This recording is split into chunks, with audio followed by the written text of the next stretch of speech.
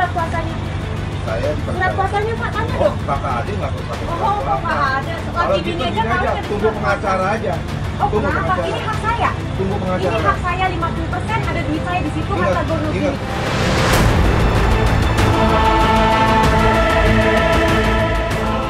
Itulah teriakan histeris dan amuk Sania Marwah di gerbang utama kediaman Atta Larik Shah, suami yang digugat cerainya. Kehadiran Sania kian memanaskan kisruh rumah tangga mereka. Bagaimana tidak, Sania muncul didampingi seorang oknum polisi. Lantaran dilarang oleh penjaga rumah, Sania pun meradang. Wajar Sania marah, lantaran ia dilarang masuk di rumah yang pernah ditempatinya bersama Atta Larik selama pernikahan. Ia juga tak bisa bersua kedua anaknya, lantaran Atta Larik yang sedang umroh menitip pesan agar akses Sania hanya sebatas di depan pintu gerbang. Lantaran kehadirannya memboyong polisi ke rumah Atta Larik, Sania dilaporkan pihak penjaga rumah dengan pasal perbuatan tidak menyenangkan. Hari ini Saudara Sania Marwah telah dilaporkan melakukan dugaan tindak pidana berupa perbuatan tidak menyenangkan, melanggar pasal 335 KUHP, ya kan, atas terlapor Sania Marwah dan sebagai pelapornya adalah Puryadi. Mana surat kuasanya? Surat kuasanya Pak, tanya dong. Kakak Ade nggak pakai surat Oh, kuasa. Pak ada. Kalau gitu gini aja, tunggu pengacara aja. Oh, Tunggu kenapa? pengacara. Ini hak saya. Tunggu pengacara. Ini hak saya 50%, ada duit saya di situ, harta gonus. Datang memaksakan kehendak, ingin memasuki rumah tanpa diketahui apa maksudnya. Tetapi ternyata Sania Marwah bersikeras sampai melontarkan ancaman, ya, ancaman-ancaman, dan kemudian sampai membawa-bawa oknum polisi yang kita juga tidak tahu apa maksudnya. Ya, jadi perlu diketahui di sini saya itu keluar rumah, saya membawa anak-anak saya, dan itu ada saksinya. Anggapan kalau saya itu kabur, saya bisa bilang di sini itu salah besar, karena Mas Atta Larik itu juga mengizinkan, bahkan beliau sempat berpamitan dengan anak-anaknya. Sebelum Sania membawa polisi ke rumah Atta Larik, sidang 4 April lalu dengan agenda mediasi di Pengadilan Agama Cibinong gagal lantaran Atta Larik tengah menjalankan ibadah umroh. Sania mengaku jika dirinya dihadang Atta Larik untuk bertemu kedua buah hati mereka. Bisa jadi penyebab sampai Sania nekat mendatangi rumah Atta Larik lantaran larangan bertemu dengan anak-anaknya. Sementara kabar soal larangan bertemu anak belum bisa diklarifikasi oleh Atta Larik Shah. Mas, sedikit aja Mas. Mas, perjalanan umrohnya gimana Mas? Halo semua, saudara-saudara, teman-teman, dan semua khususnya para rekan wartawan.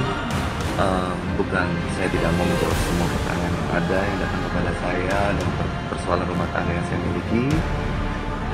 Saya berangkat umroh itu sendiri, saya ingin mencari jawabannya. Seharusnya umroh ini harus bersama dengan istri saya, Marwah. Namun dengan adanya gugatan, dia tidak bisa ikut sama saya. Kerinduan Sania Marwah kepada kedua buah hatinya memang tak lagi bisa dibendung. Sebelum menyambangi kediaman Atta Larik dan akhirnya dilaporkan ke pihak berwajib, Sania telah menyeratkan kerinduan pada anak-anaknya lewat akun Instagram.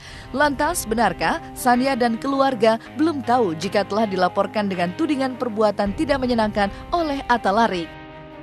Saya curhat di Instagram itu semata-mata karena saya udah merasa mentok, nggak tahu mesti gimana mengungkapkan perasaan saya kepada pihak yang bersangkutan karena saya diblok. Saya sangat rindu dengan anak-anak saya. Gitu. Nggak tahu kalau kami begini, kalau sama kita mah nggak tahu apa-apa. Ya, dengerinnya cuma lewat TV aja kayak gitu. Dan katanya dia lewat itu upload Instagram kan. Ngelaporin lagi ke Polda. Nggak tahu, itu nggak tahu. Pihak keluarganya mungkin ada yang tahu nggak? Nggak tahu. Saya sudah lebih dari sebulan tidak bersama dengan anak-anak. Lain Sania Marwah, lain pula Pipik Dian Irawati yang memilih pasrah menghadapi setiap kenyataan hidupnya. Jelang haul keempat meninggalnya Ustadz Jeffrey Al-Bukhari, Umi Pipik mengikhlaskan motor gede milik almarhum suaminya dijual oleh keluarga besar. Rencananya hasil penjualan moge almarhum UJ akan didonasikan untuk pembangunan pesantren. Tak hanya ikhlas menyerahkan moge peninggalan suami, namun Pipik dan anak-anaknya pun menolak sebagian dari hasil lelang motor almarhum UJ. Mengapa?